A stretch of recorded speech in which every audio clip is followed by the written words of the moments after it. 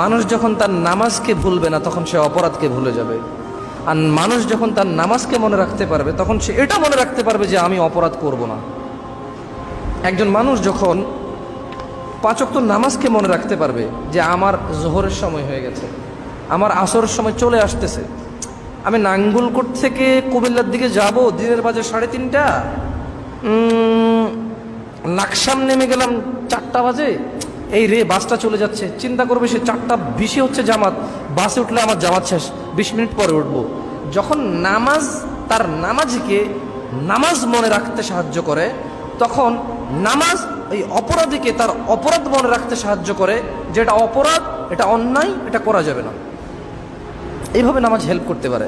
একজন মানুষ যখন দিনে 5 বার নামাজকে মনে রাখতে পারে তখন সে তার সমস্ত কর্মকাণ্ডই কি মনে রাখতে পারে, আশা করা যায়। এই জন্যই নামাজ অত্যন্ত গুরুত্বপূর্ণ একটি স্তম্ভ ইসলামের।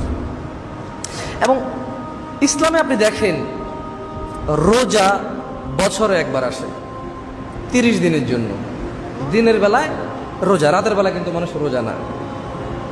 আপনি যদি দেখেন রমজান মাসটা, আপনি অর্ধেক দিন রোজা, মানে দিন পুরো কমপ্লিট দিনের এক অংশ রোজা থাকেন, এক অংশ আপনি খান। আমরা তো রাত আর দিন মিলে একদিন বলি, ঠিক না? তো তাহলে দিনের বেলায় যেখানে আপনি রোজা আছেন, রাতের বেলা আপনার রোজা থাকতে হচ্ছে না। বছরে একবার আসে হজ, বছরে একবার আসে সামান্য একটা সময়ের জন্য। এবং এইটা অন্তত আমাদের দেশে 100 জনের মধ্যে 10 জনের ক্ষমতা নাই। ক্ষমতা থাকলেও এরা জানে না যে যেতে হবে। তো ক্ষমতার টাকা পয়সা থাকলেও মনের নাই, কিসের নাই? জ্ঞানের নাই। তা মূলত তার ক্ষমতা নাই। আমাদের দেশে 100 জনের মধ্যে 10 জনের হজের ক্ষমতা নাই। এর মধ্যে এই 90 জন যাদের ক্ষমতা নাই, এই 90 জনের মধ্যে কিছু আছে অর্থের অভাব, বেশিরভাগটা। আবার কিছু আছে মন মানসিকতার কার্পণ্যতার কারণে তার ক্ষমতা নেই হজ করার। কিছু আছে জ্ঞানই নেই, এটা কত গুরুত্বপূর্ণ একটা জিনিস, তার গুরুত্ব জানা নাই।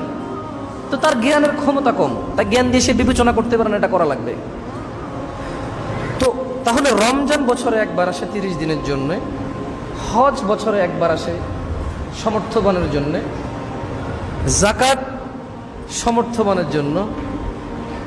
আপনি যে মুসলিম, আপনি যে মুমিন, আপনাকে এটা কে বুঝায়? একমাত্র নামাজ। একমাত্র কি? নামাজের জন্য সমর্থ লাগে না, নামাজের জন্য অর্থ সম্পদ লাগে না। নামাজ আল্লাহ